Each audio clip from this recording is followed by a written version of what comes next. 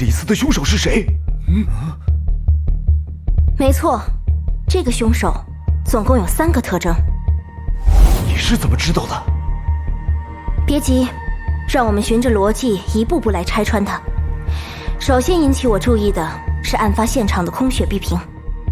我们也知道，这些雪碧是李斯为了调查恶作剧事件在当天上午买的，但现在只剩空瓶却不见雪碧，这点很奇怪。就算是李斯这样的吃货，也不可能在1天之内喝掉这么多饮料。这和他被杀有什么关系？请不要打断我。在李斯家的厨房堆着许多玻璃杯，杯里有水渍，还有残留的海绵擦，表示不久前刚洗过，而部分杯子的侧面还沾有一些血迹。为什么会有血迹？这就表示在李斯被杀的时候，这些杯子应该是被一个个放在餐桌上的，因此李斯中枪时，血迹才会溅到杯子上。由此可以说明，在李斯被杀后，有人把杯子全部拿到厨房仔细清洗了一遍杯子内部，再叠好放在一边，而这个人正是凶手。那凶手为什么要这么做？这个我待会再说。逻辑会告诉我们，凶手当时有一个非洗杯子不可的理由。另外，我进入现场的时候，发现凶手翻弄过李斯尸体旁的垃圾桶，然后我在垃圾桶里发现了这个。这是眼熟吗？这个就是盐汽水上的瓶盖环。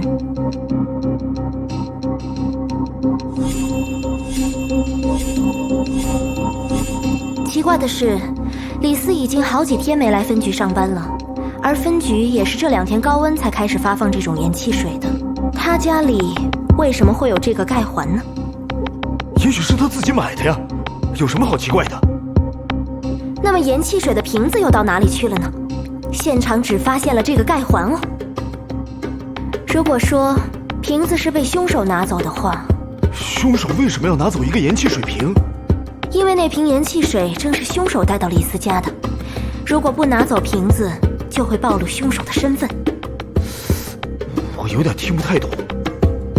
薛局长，如果你在李斯家发现一个盐汽水瓶子，并且这瓶盐汽水正好和分局这2天发的一样，你会怎么想？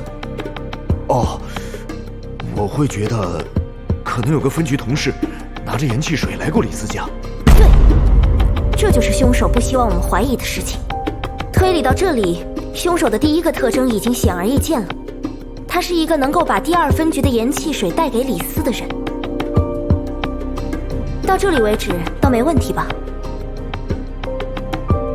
那我继续，按照刚才说的，凶手只需要拿走现场的盐汽水瓶子就好了，可为何还要特意洗杯子，甚至还要用海绵擦搓一搓？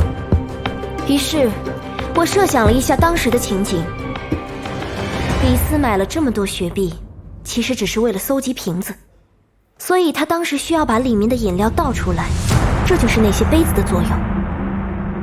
杯子被一个个摆在桌上，李斯把雪碧都倒了进去，他把空瓶子暂时堆放在边上的垃圾桶里，而这时凶手来找李斯，顺便带了一瓶分局发的盐汽水给他。看到盐汽水，李斯可能觉得也能充当一下雪碧瓶，于是他把盐汽水也倒在了桌上的某个杯子里，并将瓶子丢进垃圾桶。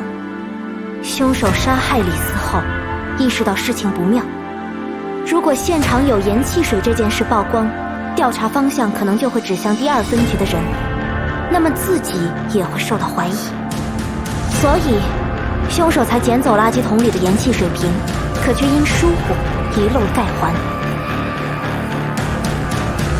但是光捡走瓶子还不够，因为盐汽水已经被倒在了杯子里，只要鉴定人员一调查，还是能发现现场有盐汽水。那只要把桌上那杯盐汽水倒掉就好了呀。确实如您所说，只要倒掉盐汽水就可以抹去痕迹。但是凶手当时并未注意到李斯把盐汽水倒在了哪个杯子里。桌子上有30多个相同的玻璃杯，到底哪杯里面是盐汽水，哪些里面是雪碧，凶手已经分不清了。因为这2种饮料用肉眼看都是透明的汽水。因此，凶手只得大费周章地把桌上所有的饮料都倒掉，并把杯子全部认真地洗一遍，以此来清除盐汽水的痕迹。那凶手为什么不干脆把杯子都带走呢？我想，凶手应该一时找不到能装那么多杯子的袋子，况且现场少说也有30多个玻璃杯，分量可不轻。可是只要闻一下，还是能分清2种饮料吧？雪碧有一股甜甜的柠檬味，而盐汽水带有清凉的薄荷香。不，正因为他闻不出，才要倒掉所有饮料。这就是凶手的第2个特征，他无法闻出气味。怎么会？比如说，凶手当天正好因感冒而鼻塞之类的。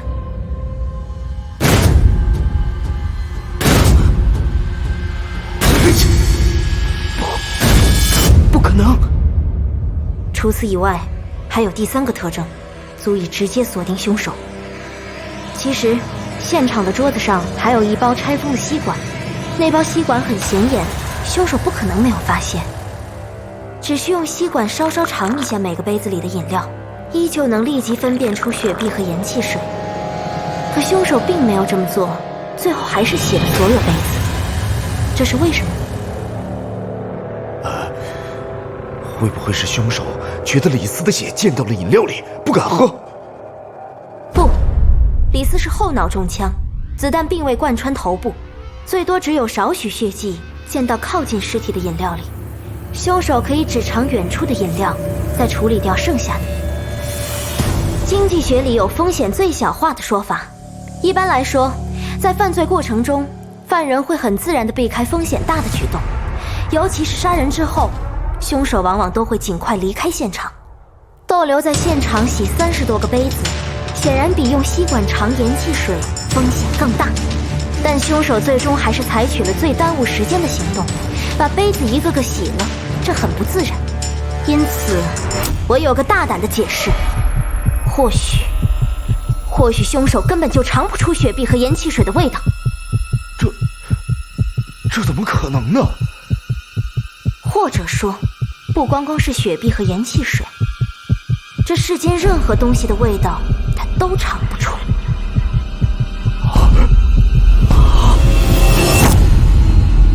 所以，凶手的第3个特征就是他没有味觉。莫队，还记得我解释橱窗杀人案牵扣轨迹的那天吗？当时我们4个坐在一家西餐厅里，后来李斯不小心把盐当成糖放进了咖啡里。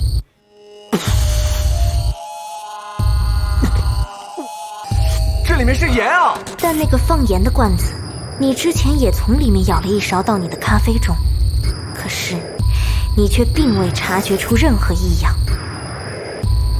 木队，其实你早已丧失了味觉吧？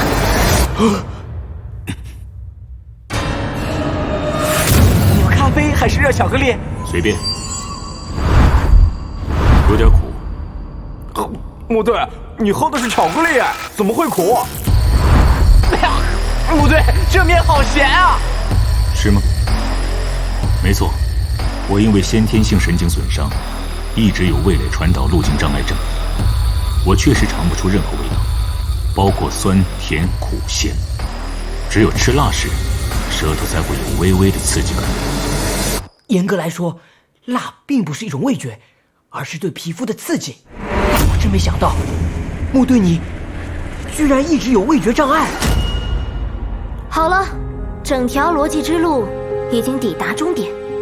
我刚才也说了，凶手满足3个特征：第一，凶手是第2分局里的人；第2，凶手闻不出气味；第3，凶手尝不出味道。而同时符合这3个特征的人只有一个。杀害李斯的真正凶手就是你，穆剑尘。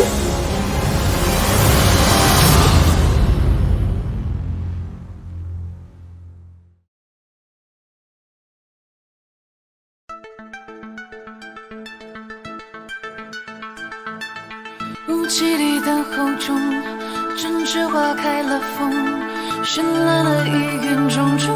黑白空洞，天地苍穹，为何的眼眸中，淋漓被谁感动？交接被言语温柔一笑带过，耀眼火烛，阴暗的国度中，谁脚步在舞动？优雅的如此从容，沉住在胸，从始至终，荒野般的牢笼，用水晶做的梦，拉开了有眼惊鸿，生死震动，谁与争锋？So you falling down, game starting for you. So you falling down, game starting for you.